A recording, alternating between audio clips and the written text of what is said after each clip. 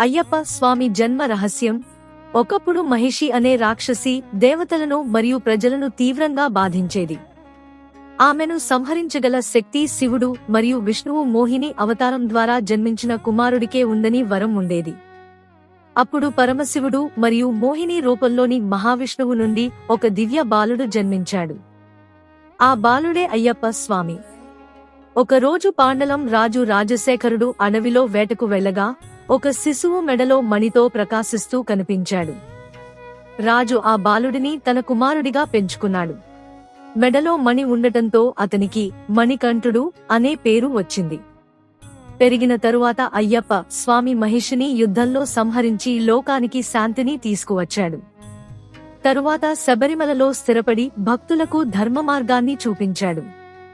నేటికీ కోట్లాది మంది భక్తులు 41 రోజుల దీక్ష చేసి శబరిమల యాత్ర చేసి స్వామియే శరణం అయ్యప్ప అని భక్తితో జపిస్తూ అయ్యప్ప స్వామి ఆశీస్సులు పొందుతున్నారు.